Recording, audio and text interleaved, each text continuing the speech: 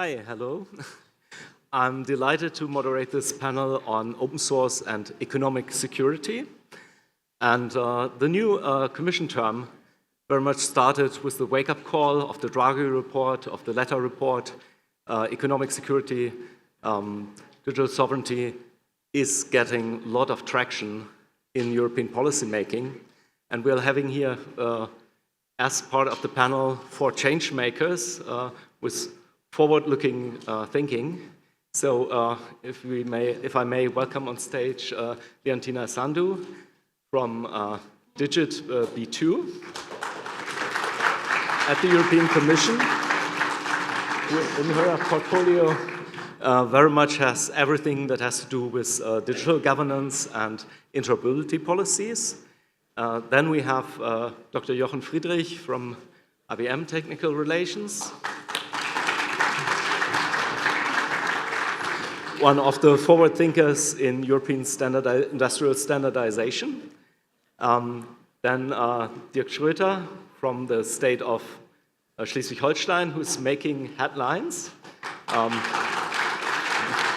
It's a German federal state, and I learned it's about just like below 1% of, yeah, you can sit down there, just 1% of the population of the European Union, but still very much moving forward and setting an example to the rest of Europe with what he's doing in this federal state.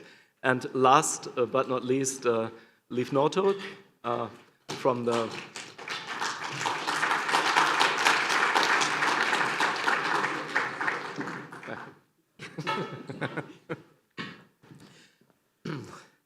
from the Digital Public Goods Alliance. She's CEO there, and I presume founder of this organization. And I'm looking forward to a very interesting discussion. Digital dependency, I think we already heard it in the opening statements this morning, is getting lots of traction within this ever uncertain world that we're having. And you see it, digital dependencies comes with a price. We saw the announcement that Microsoft is raising its Office licensing fees by just 33%. We had the discussion previously on the panel about the price hikes with Broadcom licenses of VMware, quite extraordinary license increases. Then the Dutch lost a chips battle last year with China over the Nexperia chips portfolio, with production stops in the German automotive industry, production line standstill. And of course, we have the strong dependency of Europe on chips manufacturing in Taiwan. And I'm certain that what's happening with Greenland is not going to discourage this one China policy and threats of China towards Taiwan. So, and if I think about the broader picture, we read, and we're very sorry about the ICC judges who lost their email access. Every other people are now talking about the Cloud Act, about the FISA Act, and how it may impact their business. We see daily news about submarine cables getting cut in the Baltic Sea, so it's all not theoretical anymore. And yeah, policymakers are overwhelmed with this authoritarian twist in social media and very concerned about it. It's not anymore like just this menace for Middle Eastern dictatorships that are challenged by Facebook and so on, and all these social media services, but also mainstream policy making by these distortions that these platforms provide for our European and worldwide digital discourse. And last but not least, also there's huge global economic risk related to the AI bubble that maybe burst this year and will create some distortion on the financial market if it happens. So it's all not theoretical anymore. These were just examples, incomplete examples of the challenges we are facing. And in the preparation of this panel, I had a look at the previous open source strategy from the European Commission, 2020 to 2023, and there I found a quote. And it's, open source is independent of companies and countries. It minimizes the risk of vendor lock-in and getting caught up in political shenanigans or trade disputes. And this sounds very topical, and this is why I would like to start with you, Leontina, to just present us what the European Commission is doing good in your department for interoperability policy, but also we know there's this ongoing call for the follow-up strategy on open ecosystems. We saw already there were more than 1,000 contributors to this call. And yeah, maybe it's from your department or you're a co-signer of this new strategy process, this call, and maybe you can introduce us what to expect from this call for evidence and how your other portfolios, all other items of your portfolio pay into building this resilience of the European Union. And I must say, all of the panelists, in a way, are change makers and forward thinkers. So we are not reactive here, but these are policies that are in preparation for a very long time to target a few of these challenges. Probably not submarine cables, probably not the chips market, but at least open source is one of these tools. And yeah, I would like you to start with that, and I'm taking place now. Thank you, Andre, and hello, everyone. I'm very happy to be here at the summit. This is my first edition, actually, but my team has been around and attending these events for many years. And that is because, actually, we at the European Commission have been working on open source for many years. We quote the latest strategies, the 2020 strategies, but if we look back, I think the time when we first started writing an open source strategy was 2000, the year 2000, so 26 years ago, and 26 years of making strategies and delivering on these open source strategies as well. So for 26 years, we've been calling it an open source strategy. Now we are changing the title. The new title of the strategy will be Open Digital Ecosystem. And we're changing the title because we actually come to the realization that there are many more important aspects to making openness or practicing openness, as Felix was saying earlier. And these aspects are open source software, of course, but also open standards and interoperability solutions. Now, you asked me about the call for evidence, and I just want to see a show of hands. How many of you have replied to the call for evidence? Okay, just quite a few. You still have time. The call for evidence closes on Monday, and we really count on your opinion to get this strategy right.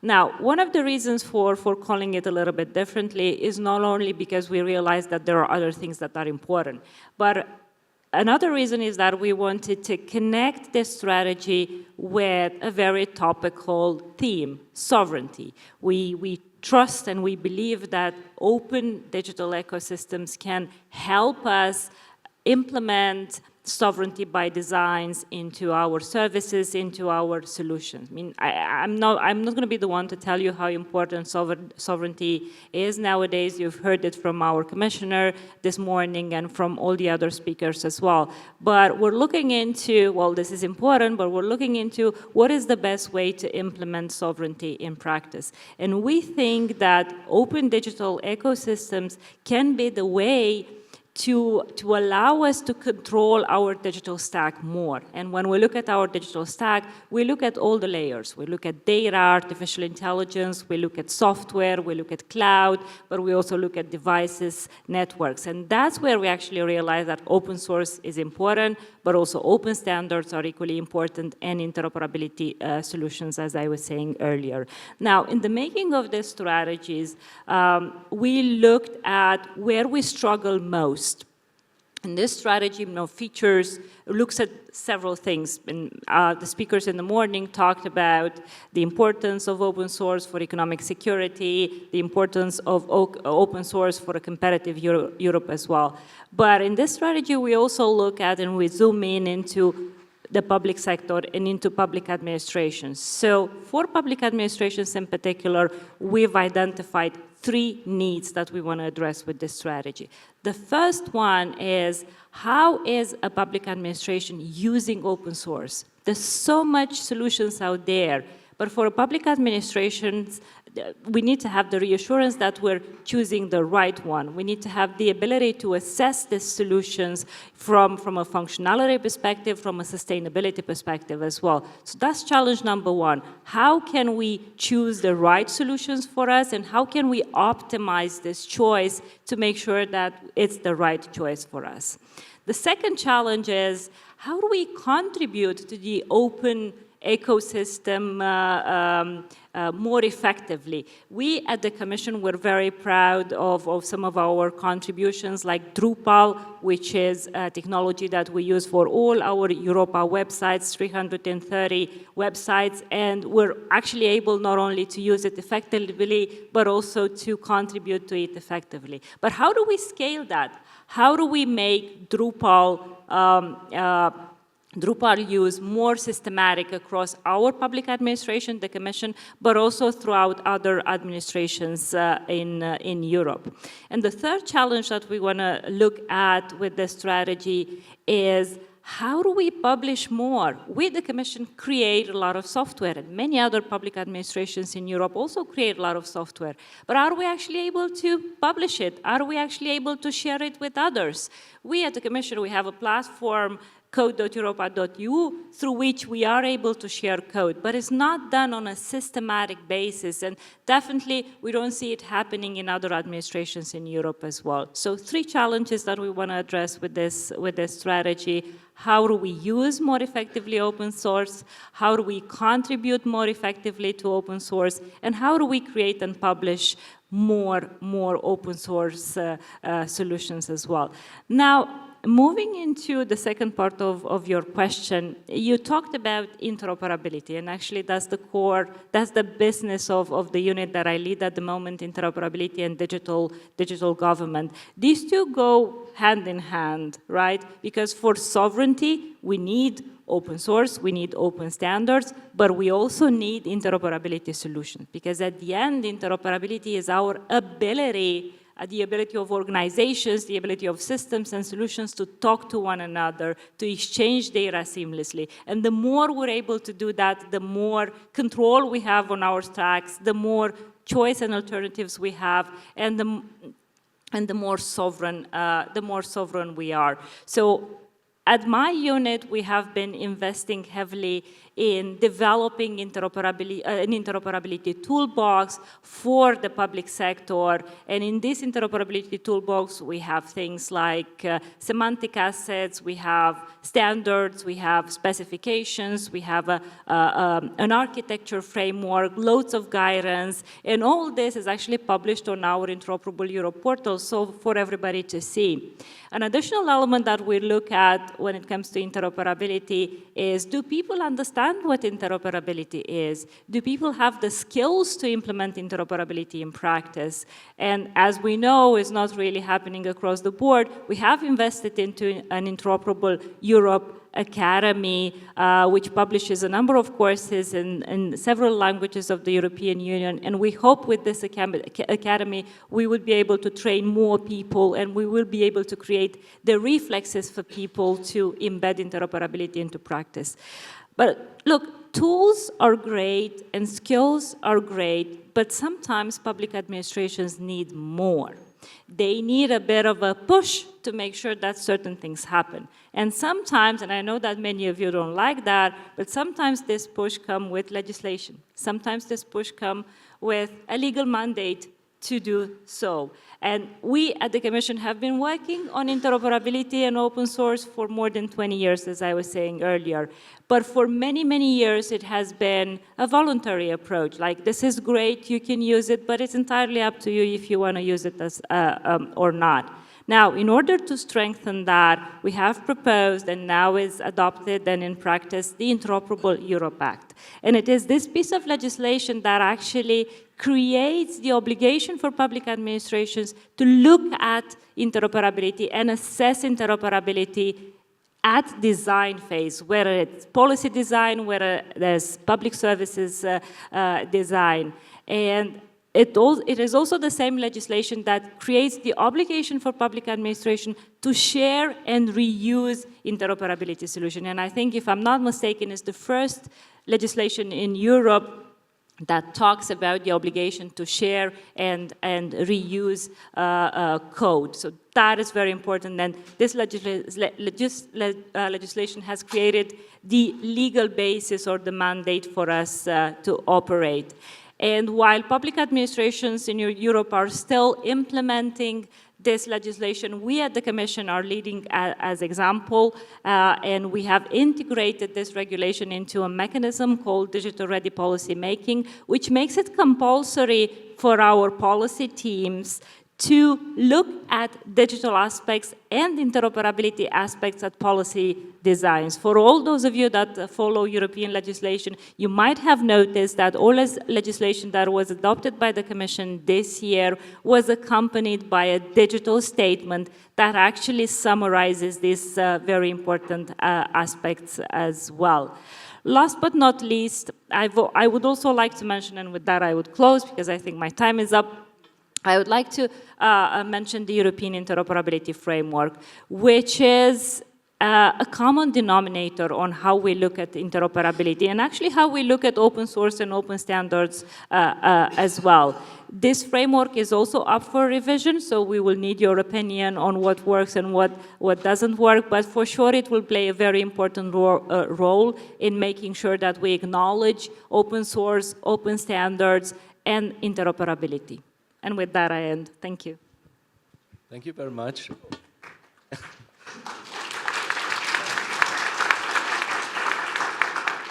It was a strong statement for interoperability. You have this fascinating portfolio, lots of principles in the European Interoperability Framework, but there's also the world of classic industrial standardization, and I'm very delighted to have Jochen Friedrich here, who's one of the forward thinkers about reforming this European standard system.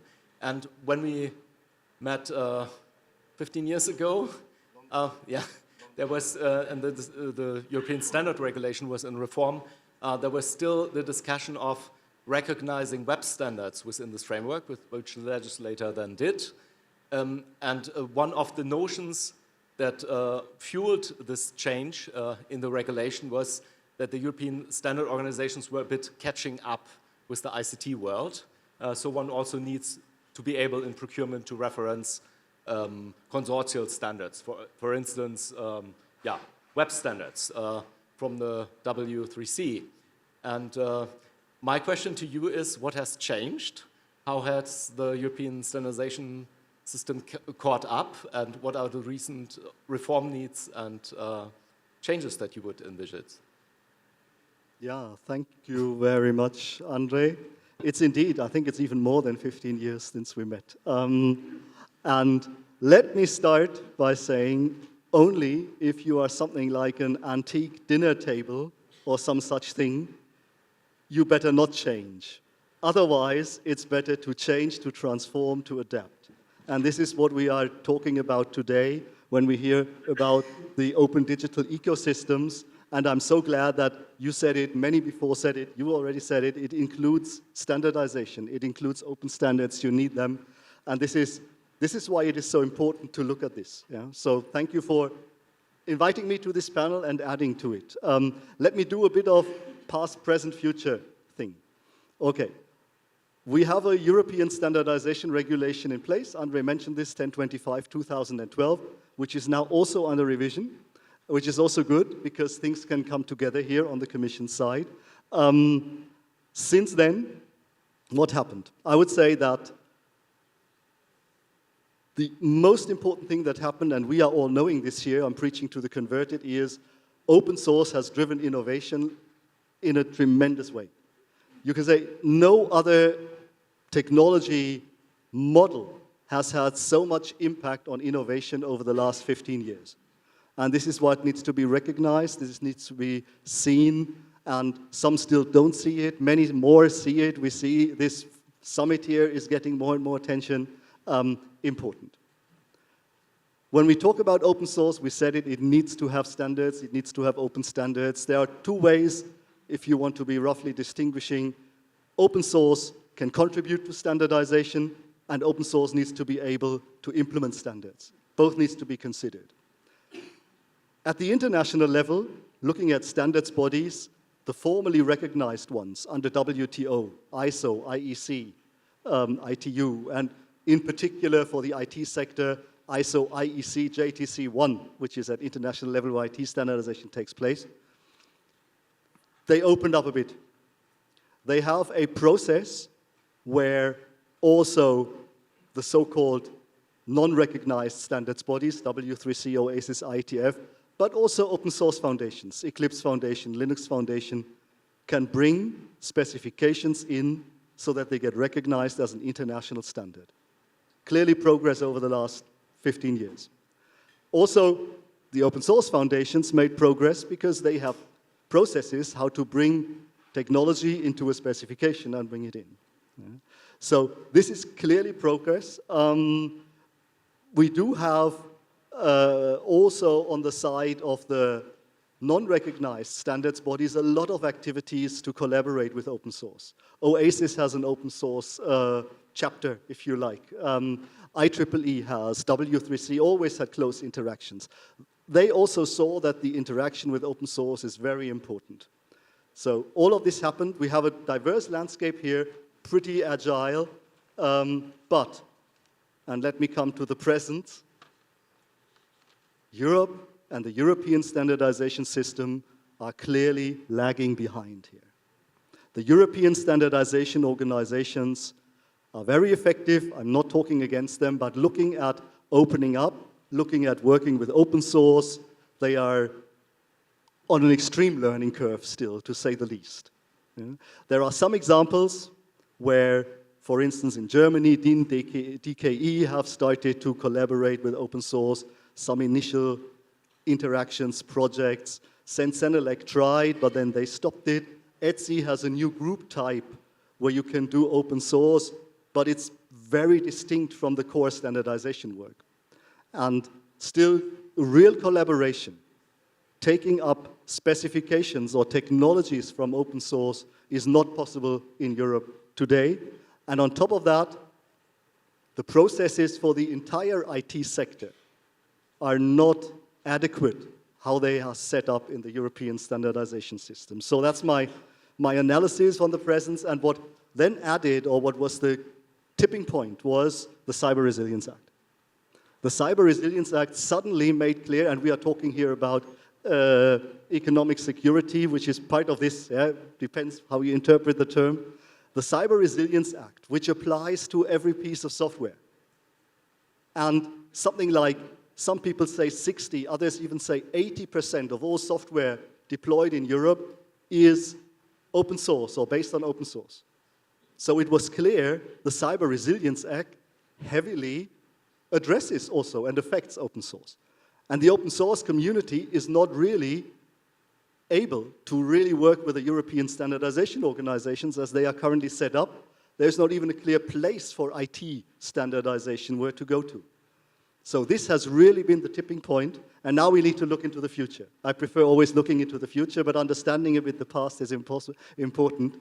I believe we need a clear step forward for doing IT standardization in Europe. We need to open up, we need to have new processes, we need to look at this as an organizational and a governance and process level. Organizationally, what we see currently is that for all IT topics, the European standardization organizations are competing. Who gets the work on the topic? And they even sometimes duplicate the work. This is not healthy. If we want to have all of the IT developers, all of the also small, medium companies to easily contribute, work on IT standardization in Europe, we cannot, definitely not for standardization in support of policy and regulation, say, well, go here and go there and look at this and that. One clear place where this is done. And together with this one clear place needs to come clear processes, modern processes, more agile processes. This includes things like we need to have the standards available for free. This is clearly the model IT is working. And for all the software developers, for all the open source communities, who should buy individually licensed PDF documents to work with these standards? It's not working. We need to have this. Okay. We also need to talk about patents. In open source community, but software interoperability in general, one needs to have standards that are implementable on terms and conditions where you do not have, you need certainty that you will not have to face patent issues. The European standardization system and the ISOs currently do not have options that allow patent holders or that make patent holders waive their rights. So no royalty-free option, no non-assertion option, as for instance OASIS as a standards organization have them. We need to talk about that. And there are other processes. One more process important, especially for open source communities. We need to have a way where they can really collaborate with the European standardization organizations. Form joint committees, why not? Leverage all the innovative potential that is out there in open source to work together. Don't be afraid to be open. Yeah? It is needed in order to become more and more sovereign and more secure in Europe. So looking ahead and closing, I hope still in time, I would say we need to find ways, maybe create something like a European hub for IT standardization. And we don't need to be afraid of changing. We are not antique dinner tables here. We need to look ahead and say what is needed, get out of the bit of stuck situation, and we are at an excellent moment in time to drive this and modernize the system so that the IT sector and open source have an attractive place in Europe to do standards work and support the open digital ecosystems and the open source innovative potential that is available in Europe. Thank you.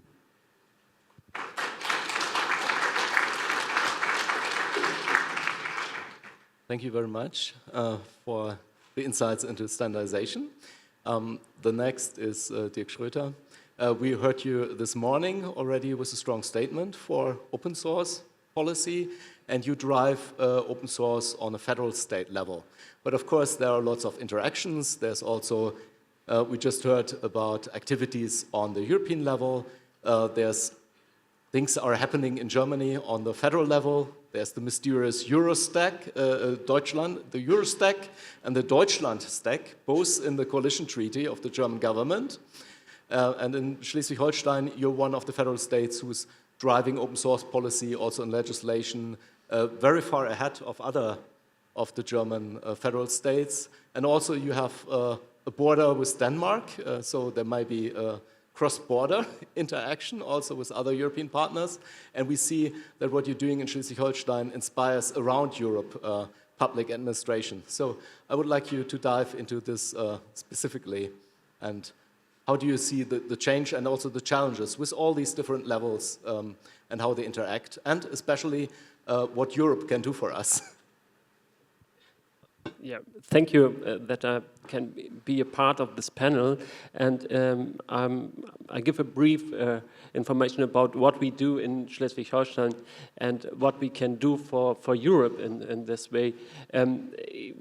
Digitalization in Germany is a complex process. So we have different levels, state level, the federal level, municipality level. It's sometimes not so easy to come to a digitalization from as well. But in the field of digital sovereignty, and where we have our own state IT, in our view, we have a step-by-step transition, step-by-step migration path defined to an open source strategy to use open source at our state IT. In Schleswig-Holstein, we have replaced Microsoft Office to nearly 100% of our IT workplaces. LibreOffice is the standard office software. In Schleswig-Holstein, we replaced Microsoft Exchange and we use Open Exchange and Thunderbird to 100% at our workplaces. That is a migration process with 110 million items, calendar items, email. We are in the middle of a rollout from Nextcloud as collaboration tool, and we replace SharePoint. We use Univention Nubos to replace Microsoft Active Directory. We use OpenTalk as a video conferencing system. So we never used WebEx or Teams or like this. That is a changing process for the whole organization that we do in Schleswig-Holstein. And I think we need not to look at the big mountain of digital sovereignty and what we have to do. We need to define concrete steps to replace the proprietary software solutions used actually.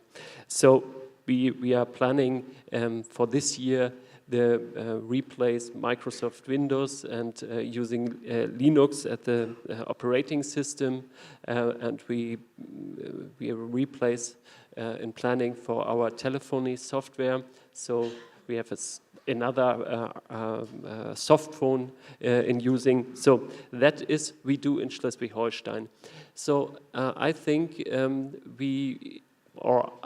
I see many initiatives in Europe in different regions, at the private sector, at the public sector, but we know each other everything.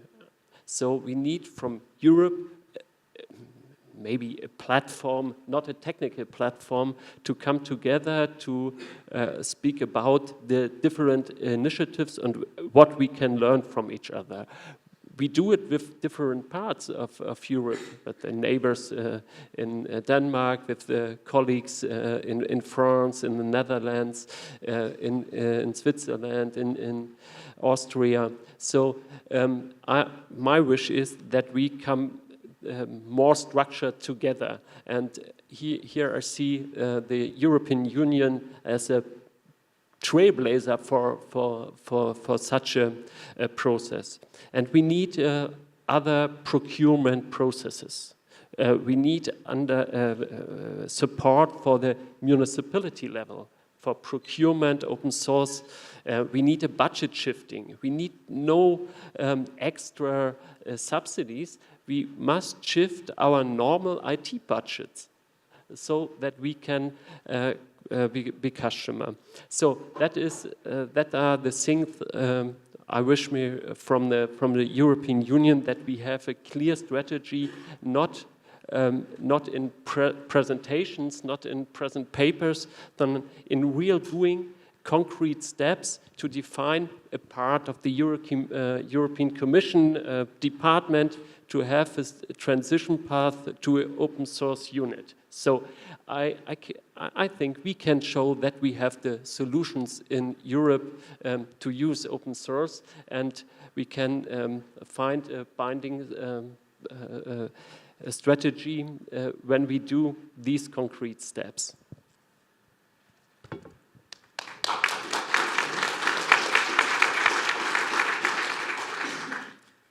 Thank you very much for these tangible proposals, how to change systems.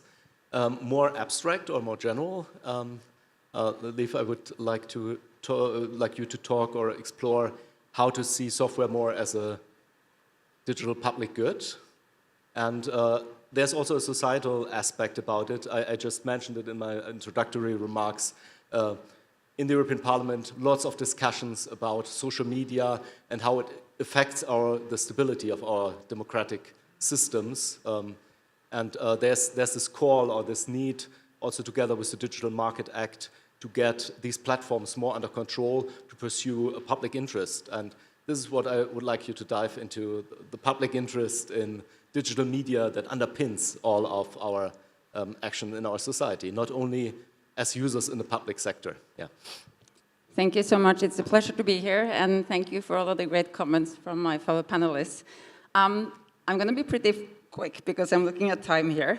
So I represent the Digital Public Goods Alliance. So I am the CEO of the Secretariat, and we are a multi-stakeholder alliance, meaning that we bring together countries. We have many UN entities and international development banks. We have many open source organizations, including Open Europe, for instance. And we also have philanthropic funders. So we have a very interesting mix. And a lot of what I'm going to share now is also informed by what I've heard. And we have European countries also as part of the alliance. I want to stress that. So we have France, who I know is here. We have Norway. I'm myself from Norway. We have Estonia. We have Ukraine. We have Moldova. And we have Germany represented, but through the BMZ. So not as kind of the whole of Germany, but the international development side. But I'm mentioning this because if there's one thing I've heard across the membership, and the membership of the DPGA covers all regions of the world, it is that everyone is worried about social media and the public discourse. It's universal. Obviously, Europe is maybe particularly being targeted because also Europe is one of the regions that's really standing up to what we're seeing, right? But that also means, I think that the source of alternatives for better, and I will call them social technologies, because that says a bit more about what they should be. I think Europe really needs to take a lead here, and there's a lot happening. Because when we talk about dependencies and sovereignty, if we lose the public discourse, we will not be able to make the complex decisions we need to make about chips, about cloud, about everything else, because these are the technologies that drive, you know, our habits, our norms, how we relate to one another, and they're so deeply embedded in who we are. So therefore, the great news, because the good news, is that this is not as hard to do something about as we think. But we really need to reclaim definition power, and I would say the power to imagine. And I do think there's something that countries can do. So, and I just, we released a publication about this just yesterday, or 2 days ago, and I really want to encourage you to read it, because we are inviting countries to try to think of national spheres and what are the social technologies that fall naturally within a jurisdiction, like democratic deliberation tools, tools for taking part in, you know, communal events, and just doing things that reinforce the linkages between citizens and their societies. Why in the world should that happen on Facebook?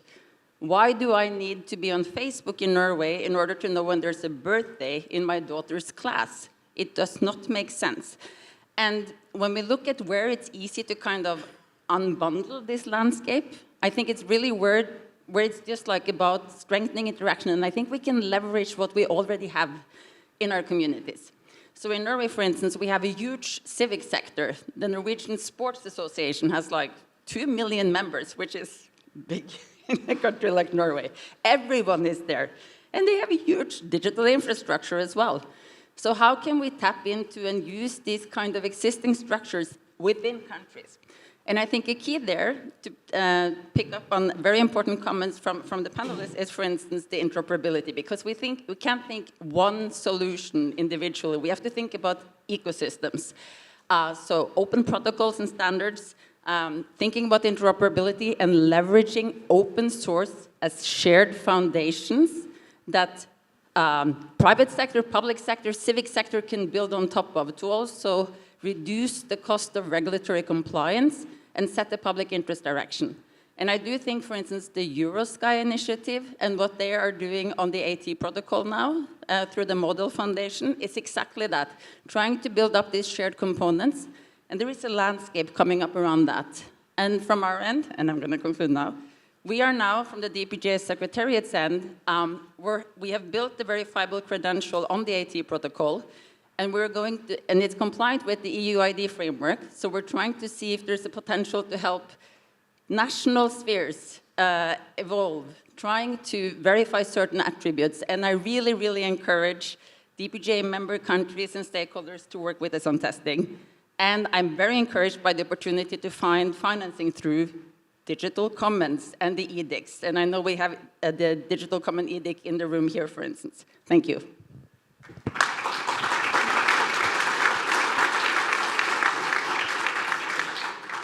Thank you so much. I see the time is a bit of a challenge now for us. However, when we look at how the European project started with the European Community for Coal and Steel, coal and steel right now is not that big issue anymore. We had geopolitical discussions about energy dependency. There was the case of the Ukraine war. We were concerned about energy, price hikes there, and we saw we can manage that. And I'm looking forward that maybe we can also manage our digital dependencies. I think all of you already made a shout out of what you're looking for here, but maybe very briefly, each of you could just get us one sentence of how to move forward. Well, I don't have a recipe in my pocket. I wish I had, but I want to put a price tag on the opportunity. So LETA credits interoperability for 0.4% GDP savings per year. That's how much money we lose if we don't implement interoperability across the board. The public sector expenditure counts for almost half of Europe's GDP. So the public sector is a huge market for everything that we develop in Europe, and we're not exploiting that yet. So the formula or the recipe that I would like to have is the answers to the challenges that I put forward in the beginning. How can the public sector use more open source, more open standards in a systematic way so that we can create a market for businesses out there? How can we the public sector contribute more, work with the communities, work with the talent that you have highlighted in the call for evidence as well, and how can we publish and create more? How can we deal with licenses and patents to make sure that we recognize the products that we create? So that will be my ending statement. Me next? Yeah. Let me be inspired by what Dirk mentioned this morning in his keynote speech, Schumpeter and creative destruction. I think we need to have the courage here to do creative destruction, to break down walls where they don't make any sense anymore, and to build something new, and then make this union not into the union of coal and steel, but of maybe code and speed, and be innovative on this level and open. If we are afraid of openness, we will not succeed. Thank you. I have only one sentence. Let's do it.